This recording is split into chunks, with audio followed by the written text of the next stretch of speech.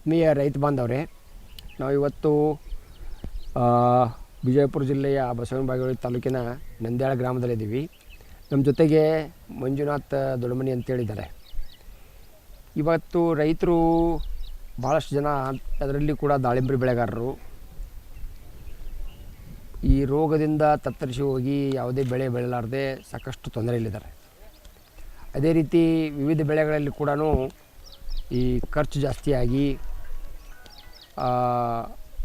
ರೈತರು ಹೆಚ್ಚಿನ ಒಂದು ವೆಚ್ಚ ಭರಿಸುತ್ತಾ ಕೃಷಿ ಲಾಭದಾಯಕ ಅಲ್ಲ ಅನ್ನುವಂಥ ಒಂದು ಮಟ್ಟಕ್ಕೆ ತಲುಪುವಂಥ ಒಂದು ಸ್ಥಿತಿಯಲ್ಲಿ ನಮ್ಮ ಜೊತೆಗಿರುವಂಥ ಮಂಜುನಾಥ್ ಅವರು ಈ ಹೋಮಿಯೋಪತಿ ಕೃಷಿಯನ್ನು ಮಾಡಿ, ನಾನೀಗಾಗಲೇ ಈ ಒಂದು ಜಿಲ್ಲೆಯಲ್ಲಿ ಏನು ಹೋಮಿಯೋಪತಿ ಕೃಷಿಯನ್ನು ಮಾಡ್ತಾಯಿದ್ದಾರೆ ಆ ಎಲ್ಲ ರೈತರ ಜೊತೆಗೆ ನಾನು ಸ್ವಲ್ಪ ಮಟ್ಟಿಗೆ ಚರ್ಚೆ ಮಾಡಲಾಗಿ ಸುಮಾರು ರೈತರು 500ಕ್ಕೂ ಹೆಚ್ಚಿನ ಒಂದು ರೈತರು ಬೇರೆ ಬೇರೆ ಬೆಳೆಗಳಿರ್ಬೋದು, ತೊಗರಿ ಇರ್ಬೋದು, ಗೋವಿನಜೋಳ, ಜೋಳ, ಕಬ್ಬು, ದ್ರಾಕ್ಷಿ, ಹೀಗೆ ಹಲವಾರು ಬೆಳೆಗಳಲ್ಲಿ ಅವರು ತಮ್ಮ ಒಂದು ಬೆಳೆಗಳ ಒಂದು ಬರ್ತಕ್ಕಂಥ ರೋಗ ಕೀಟ ಮತ್ತು ಅವುಗಳ ಇಳುವರಿ ಹೆಚ್ಚಿಸಲಿಕ್ಕೆ ಈ ಹೋಮಿಯೋಪತಿ ತಂತ್ರಜ್ಞಾನ ಉಪಯೋಗ ಮಾಡ್ತಾಯಿದ್ದಾರೆ. ಹೌದು.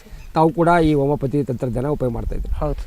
ಈ ಹೋಮಿಯೋಪತಿ ತಂತ್ರಜ್ಞಾನವನ್ನು ನೀವು ಯಾಕೆ ಆಯ್ಕೆ ಮಾಡ್ಕೊಂಡ್ರಿ ಮತ್ತು ಅದನ್ನು ಯಾವ ರೀತಿ ಅಳವಡಿಸಿದ್ರಿ? ಎಲ್ಲ ಚೆನ್ನಾಗಿ ಬೆಳಿತೈತಿ, ಆಮ್ಯಾಗ ಯಾವುದೋ ರೋಗ ಅದು ಇದು ಎಲ್ಲ ಕಡಿಮೆ ಆಗುತ್ತೆ. ಅದಕ್ಕೇನಿಲ್ಲ ನಾವು ಹೋಮಿಯೋಪತಿ ಆಯ್ಕೆ ಮಾಡ್ಕೊಂಡಿದ್ದೀವಿ ಸರ್.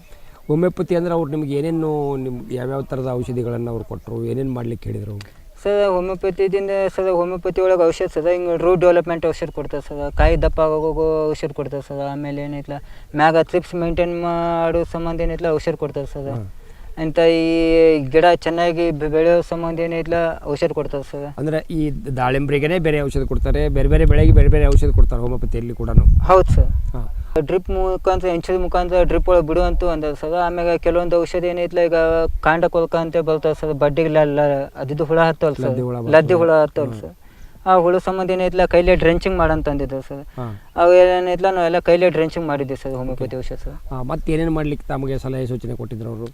ಕೊಟ್ಟಿದ್ದ ಔಷಧ ಏನಿತ್ತಲ್ಲ ಮ್ಯಾಗ್ ಸ್ಪ್ರೇ ಮಾಡಂತಂದಿದ್ರು ಸರ್. ಆಮ್ಯಾಗ ಏನಿತ್ತಲ್ಲ ಡ್ರಿಪ್ನ ಡ್ರೆಂಚಿಂಗ್ ಮಾಡೋದು ಸರ್, ಇಂಥ ಹೆಂಚದೊಳಗೆ ಬಿಡೋದು ಸರ್. ಈ ನಾವು ಹೇಳ್ದಂಗೆ ಏನಿಲ್ಲ ಮಾಡಿ ಸರ್. ನಾವು ಮಾಡೋದ್ರಿಂದ ನಿಮಗೆ ಯಾವ್ಯಾವ ಥರದ ಲಾಭ ಕಂಡು ಬರ್ತಾ ಇದೆ ಇವಾಗ? ಸರ್ ಹಂಗೆ ಮಾಡೋದ್ರಿಂದ ನಮ್ಗೆ ಕಾಯಿ ಚೆನ್ನಾಗಿ ಬಂದೈತೆ ಸರ್. ಇಂಥ ಸೋಲಾರ್ ಟ್ರಪ್ದಿಂದ ಥ್ರಿಪ್ಸ್ ಮೇಂಟೈನ್ ಆಯ್ತು ಸರ್. ಔಷಧ ಚಲೋ ಕೆಲಸ ಮಾಡ್ಯಾವ ಸರ್ ನಮ್ಗೆ. ರೋಗ ಕೂಡ ಕಡಿಮೆ ಬಂದಿದೆ. ಹೌದು ಸರ್. ಕಾಯಿಗಳ ಸಂಖ್ಯೆ ಸಾಕಷ್ಟಿದೆ. ಕಾಯಿ ಸಂಖ್ಯೆ ನೀವೇ ನೋಡ್ತಾ ಇದ್ದೀರಲ್ಲ ಸರ್, ಚೆನ್ನಾಗಿದೆ ಸರ್. ಗಾತ್ರ ಕೂಡ ಚೆನ್ನಾಗಿ ಬಂದಿದೆ ಮತ್ತು ಕಲರ್ ಕೂಡ ಚೆನ್ನಾಗಿ ಬಂದಿದೆ. ಹೌದು ಸರ್. ಇದರಿಂದ ನೀವು ಇದು ಒಟ್ಟಾರೆ ಎಷ್ಟು ಎಕರೆಯಲ್ಲಿ ದಾಳಿಂಬೆ ಬೆಳೆದಿದ್ರಿ ಸರ್? ಇದು 2.5 ಎಕರೆ ಐತೆ ಸರ್ ದಾಳಿಂಬೆ ಸರ್. ಓಕೆ. ಈ 2.5 ಎಕರೆದೊಳಗೆ ಈಗ ಎಷ್ಟು ಹಾರ್ವೆಸ್ಟ್ ಮಾಡಿದ್ರಿ ತಾವು? ಒಂದು 3 ಟನ್ ಹಾರ್ವೆಸ್ಟ್ ಮಾಡಿವಿ ಸರ್. ಮತ್ತು ಇವತ್ತೊಂದಿನ ಬಿಟ್ಟು ನಾಳೆ ಹಾರ್ವೆಸ್ಟ್ ಮಾಡ್ಬೇಕು ಸರ್. ಮತ್ತು ಇನ್ನೂ ಭಾಳಷ್ಟು ಒಂದು 3 ಎಕರೆದೊಳಗೆ ಒಂದು 20-30 ಟನ್ನು ಬರುವಷ್ಟು? ಇಲ್ಲ ಸರ್, ಇದು ಫಸ್ಟ್ ಕ್ರಾಪ್ ಐತಲ್ಲ ಸರ್, ಜಾಸ್ತಿ ಬಂದಿಲ್ಲ ಸರ್ ನಮ್ಗೆ. ಈ ಸರ್ ಫಸ್ಟ್ ಕ್ರಾಪ್ ಇದ್ದಿದ್ದು ಏನಿಲ್ಲ, ಒಂದು 8ರಿಂದ 10 ಟನ್ ಆದರೂ ನಿಮಗೆ 10 ಟನ್ ಅಂತೂ ಕಣ್ಮುಚ್ಚಿ ಬರುತ್ತೆ. ಒಳ್ಳೆಯ ಒಂದು ಬೆಲೆ ಕೂಡ ಸಿಗ್ತಾ ಇದೆ. ಹೌದು ಸರ್. ಮತ್ತು ಈ ಒಂದು ಇದನ್ನು ನೀವು ಬೇರೆ ಬೆಳೆಗಳೊಳಗೂ ಅಳವಡಿಸ್ಕೊಳ್ಳೋಕೆ ಪ್ರಯತ್ನ ಮಾಡ್ತಾ ಇದ್ದೀರಾ? ಇದು ಜೋಡಿ ಸರ್, ಎಲ್ಲ ದ್ರಾಕ್ಷಿ ಇದೆ ಮತ್ತು ಬೇರೆ ಬೇರೆ ಬೆಳೆಗಳಿದಾವೆ. ಹೌದು. ಅಲ್ಲಿ ಕೂಡ ಈ ಹೋಮಿಯೋಪತಿಯನ್ನು ತಾವು ಅಳವಡಿಸ್ಕೊಳ್ಳೋಕೆ ಪ್ರಯತ್ನ ಮಾಡಿದ್ದೀರಾ? ಫಸ್ಟ್ ಇದು ನೋಡ್ಬೇಕಂತೇಳಿ ಏನೈತಲ್ಲ ಸರ್, ನಾವು ಈಗ ಹೋಮಿಯೋಪತಿ ಯೂಸ್ ಮಾಡ್ಲಂತೂ ಈಗ 1 ವರ್ಷ ಆಯ್ತು ಸರ್. ಈ ಕ್ರಾಪ್ ಚೆನ್ನಾಗಿ ಬಂತಂದ್ರೆ ಏನಿಲ್ಲ, ದ್ರಾಕ್ಷಿಗೂ ಇದನ್ನೇ ಯೂಸ್ ಮಾಡ್ಬೇಕಂತೇಳಿ ಅದಕ್ಕೆ ಯೂಸ್ ಮಾಡಿಲ್ಲ. ಯಾರಾದರೂ ರೈತರು ದ್ರಾಕ್ಷಿ ಒಳಗೆ ಹೋಮಿಯೋಪತಿ ಮಾಡಿದ್ದನ್ನು ನೋಡಿ ಬಂದಿರಾ? ಹ್ಞೂ ಸರ್, ನೋಡಿ ಬಂದೀವಿ ಸರ್. ಎಲ್ಲೆಲ್ಲಿ ಯಾವ ಬೆಳೆಗಳಲ್ಲಿ ಹೋಮಿಯೋಪತಿ ಸರ್? ಈಗ ನೋಡಿ ಬಂದಿರ್ತಾವೆ. ದ್ರಾಕ್ಷಿ ಒಳಗೆ ಮಾಡ್ಯಾರ ಸರ್, ದಾಳಂಬ್ರಿ ಒಳಗೆ ಮಾಡ್ಯಾರ ಸರ್, ಮೇಲಾಗ ಏನಿಲ್ಲ ತೊಗರಿಗೆ ಮ್ಯಾಗ ಸ್ಪ್ರೇನು ಮಾಡ್ಯಾರ ಸರ್. ನಿಂಬೆ ಒಳಗೆ ಮಾಡಿದವ್ರು ನೋಡಿದಿರಾ? ಹ್ಞೂ ಸರ್, ನಿಂಬೆ ಒಳಗೆ ಅಲ್ಲಿ ಮಾಡ್ಯಾರಲ್ಲ ಸರ್. ಅವರಲ್ಲಿ ಮಾಡಿದ್ದಾರೆ ಸರ್? ಬೆನಕನಹಳ್ಳಿ ಒಳಗೆ ಮಾಡ್ಯಾರ ಸರ್. ಬೆನಕನಹಳ್ಳಿ ಮಾಡಿದಾರೆ, ಅಲ್ಲಿ ಚೆನ್ನಾಗಿ ಬಂದಿದೆ. ಹೌದು ಸರ್. ಅದಕ್ಕೆ ಗಾತ್ರ ಆಗಿರ್ಬೋದು, ಕಾಯಿ, ಹೌದು. ಒಂದು ಪೋಷಕಾಂಶ, ಲಘು ಪೋಷಕಾಂಶಗಳು ಅಂತೇಳಿ ಔಷಧ ಕೊಡ್ತಾರೆ ಸರ್. ಅದು ಹೊಡೆದಿಂದ ಏನಿಲ್ಲ, ನಿಂಬೆ ಗಿಡ ಜಾಸ್ತಿ ಹೂ ಕಚ್ಚ ಸರ್, ಜಾಸ್ತಿ ಹೂ ಇಡ್ತೇವೆ ಸರ್, ಕಾಯಿ ದಪ್ಪ ಆಗುತ್ತೆ ಸರ್. ಒಂದು 2 ಸಲ ಡ್ರಿಪ್ ಒಳಗೆ ಬಿಟ್ರೆ ಅಂತೂ ಚಲೋ. ಇದ್ರದ್ದು ಎಷ್ಟು ಖರ್ಚು ಮಾಡಿದಾರೆ ನೀವು ಹೋಮಿಯೋಪತಿಗಂತಾನೆ?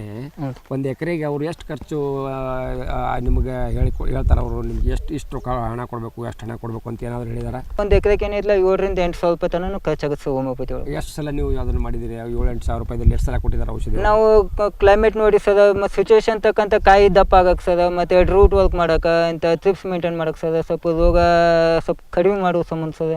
ಹಿಂಗೇನಿಲ್ಲ, ಟೈಮ್ ಟು ಟೈಮ್ ಔಷಧ ಹೊಡೆದೇ ಇದೆ ಸರ್. ಇಂಥ ಡ್ರಿಪ್ನಾಗ ಬಿಟ್ಟಿವಿ ಸರ್, ಡ್ರಿಂಚಿಂಗ್ ಮಾಡಿ ಸರ್. ಒಟ್ಟಾರೆ ಹೋಮಿಯೋಪತಿಗಾಗಿನೇ ಎಷ್ಟು ಹಣ ಖರ್ಚು ಮಾಡಿದೆ? 8 ಸಾವಿರ ರೂಪಾಯಿ ತನಕ ಖರ್ಚಾಗುತ್ತೆ. ಮತ್ತು ಬೇರೆ ಖರ್ಚು ಬಿಟ್ಟು ಬೇರೆ ಔಷಧಿ ಮತ್ತು ಬೇರೆ ಬೇರೆ ಔಷಧಿ ಖರ್ಚು ಬಿಟ್ಟು ನೀವು 7-8 ಸಾವಿರ ರೂಪಾಯಿ ನಾವು ಹೋಮಿಯೋಪತಿ ಗೊಬ್ಬರ ಭಾಳ ಹಾಕಂಗಿಲ್ಲ ಸರ್ ಸಾವಯವದೊಳಗೆ ಬೆಳೀತಾ ಇದ್ವಿ. ಒಟ್ಟು ಸರ್ ಈಗ ಹೋಮಿಯೋಪತಿ ಹಾಕ್ತೀನಿ ಸರ್, ಆಮ್ಯಾಗ ಟ್ರೈಕೋಡರ್ಮ ಸೋಡಮ ಸ್ವಲ್ಪ ಜೈವಿಕ ಗೊಬ್ಬರನು ಅವಾಗ ಉಪಯೋಗ ಮಾಡ್ಕೊತೀನಿ ಸರ್. ಆಮೇಲೆ ಏನಿಲ್ಲ ಜೀವಾಮೃತ ಜಾಸ್ತಿ ಯೂಸ್ ಮಾಡ್ತೀವಿ ಸರ್. ಬೇರೆ ರೈತರಿಗೆ ನೀವು ಏನು ಹೇಳಕ್ಕೆ ಇಷ್ಟಪಡ್ತೀರಿ? ಸರ್ ಈಗಿನ ವಾತಾವರಣ ಸರ್ ಈಗ ತುಟ್ಟಿ ಕೆಮಿಕಲ್ ಹಾಕೋಕ್ಕಿಂತ ಸರ್ ಹೋಮಿಯೋಪತಿ ಮತ್ತು ಜೀವಾಮೃತ ಎರಡು ಕೂಡಿಸಿ ಮಾಡೋದ್ರಿಂದ ಒಳ್ಳೆ ಲಾಭ ಬರುತ್ತೆ. ನಾವು ಯಾವುದೇ ರೀತಿ ಜಾಸ್ತಿ ಖರ್ಚು ಮಾಡೋ ಅವಶ್ಯಕತೆ ಇಲ್ಲ ಸರ್. ಹೋಮಿಯೋಪತಿ ಮಾಡಬೇಕು. ಹೋಮಿಯೋಪತಿ ಒಳಗೆ ಏನೇನು ಇರ್ತದೆ ಅಂತ ಅವ್ರು ಏನಾದರೂ ಹೇಳಿದಾರ ತಮಗೆ? ಅದ್ರ ಬಗ್ಗೆ ಇಲ್ಲ ಸರ್, ನಾವು ಒಬ್ಬರು ರೈತರು ಸಲಹೆ ಕೊಟ್ಟು ಇದರಿಂದ ಏನೈತಲ್ಲ ಅವ್ರು ಹೇಳ್ದಂಗೆ ಮಾಡಿವಿ ಸರ್. ಈಗ ಅದ್ರದ್ದು ಏನೈತಲ್ಲ ಅದ್ರಾಗ ಏನಿರ್ತೈತೆ ಅಂತ ನಮ್ಗೆ ಅಷ್ಟು ಸರಿ ಗೊತ್ತಿಲ್ಲ. ಅಲ್ಲ, ಅವರು ನಿಮಗೆ ಮುಂಬರುವ ದಿವಸಗಳಲ್ಲಿ ಅದನ್ನು ತಿಳ್ಕೊಳ್ಳೋಕೆ ಪ್ರಯತ್ನ ಮಾಡಿ ಇನ್ನೂ ಹೆಚ್ಚಿಗೆ ಬೇರೆ ಬೇರೆ ಬೆಳೆ ಒಳಗೆ ಬೇರೆ ಬೇರೆ ಥರದ ಹೋಮಿಯೋಪತಿ ಔಷಧಿಗಳನ್ನು ಉಪಯೋಗ ಮಾಡ್ತಾ ಇದ್ದೀರಿ ಅಂತ ನೀವು ಹೇಳಿದಿರಿ. ಹೌದು ಸರ್. ಅದರಲ್ಲಿ ಏನೇನಿದೆ ಏನು ಅನ್ನುವಂಥದ್ದು ತಿಳ್ಕೊಳ್ಳಿಕ್ಕೂ ಪ್ರಯತ್ನ ಮಾಡಿ ಮತ್ತು ಬೇರೆ ರೈತರಿಗೆ ಕೂಡ ನೀವು ಹೋಮಿಯೋಪತಿ ಅಳವಡಿಸ್ಕೊಳ್ಳಿಕ್ಕೆ ನೀವು ಸಲಹೆ ಕೊಡ್ತೀರಿ. Okay sir. ಈ ಕಡಿಮೆ ಖರ್ಚಿನೊಳಗೆ ಹೆಚ್ಚಿನ ಲಾಭ ತಗೊಳ್ಳಿಕ್ಕೆ ಇದು ಹೋಮಿಯೋಪತಿ ಕೂಡ ಒಂದು ಪದ್ಧತಿ ಅಂತ ನಿಮ್ಗೆ ಅನಿಸಿ ಖಾತ್ರಿಯಾಗಿದೆ? ಹೌದು ಸರ್. ಓಕೆ. ಯಾಕಂದ್ರೆ ನಾವು ಬೆಳೆದ್ವಿ ಅಲ್ಲ ಸರ್, ಹಿಂಗಾಗಿ ಏನಿಲ್ಲ ನಮ್ಗೆ ಖಾತ್ರಿ ಐತೆ ಸರ್. ಓಕೆ. ಒಟ್ಟಾರೆಯಾಗಿ ಹೋಮಿಯೋಪತಿ ಕೂಡ ಬೇರೆ ರೈತರು ಮಾಡಲಿಕ್ಕೆ ಅಡ್ಡಿ ಇಲ್ಲ ಅನ್ನುವಂಥ ತಮ್ಮ ಭಾವನೆ ಭಾಳ ಉತ್ತಮ ಸರ್.